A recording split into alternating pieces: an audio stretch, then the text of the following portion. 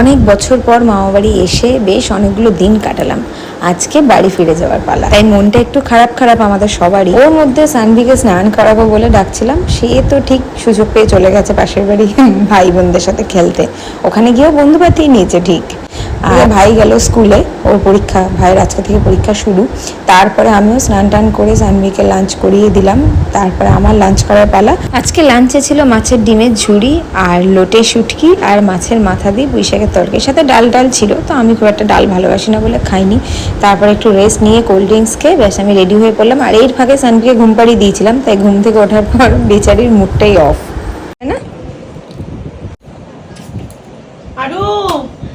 দিদিন বম্মাকে tata করে দাও, বম্মাকে একটা হাম্পি দাও, চলো একটা হাম্পি দাও, চলো চলো। ওই যে ঘুম থেকে উঠেছে না, বম্মাকে একটা হাম্পি দাও, দাও। কি তোদের রেডি? তা বম্মাকে একটা হাম্পি দিয়ে গিয়ে জুতো পরবে। চলো বম্মাকে একটা হাম্পি দাও। দেখি আসি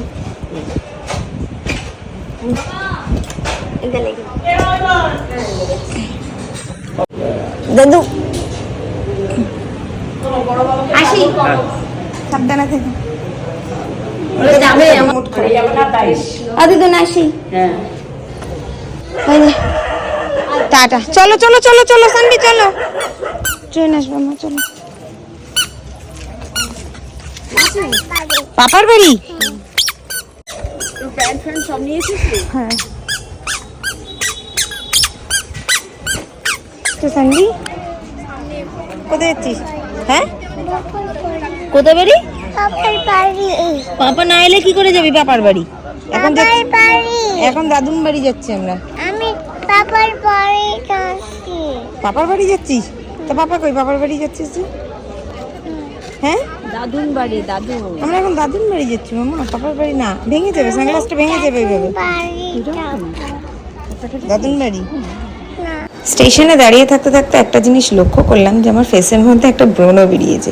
কি করা যায় বলো তো? যদি তোমাদের কোনো অপশন জানা থাকে তাহলে আমাকে অবশ্যই সাজেস্ট করো। হয়ে গেছে।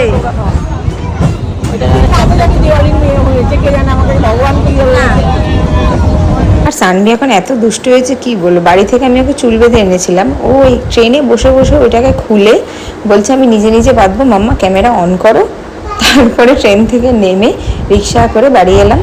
আর আজকে ডিনারে ছিল চিকেন চাউমিন।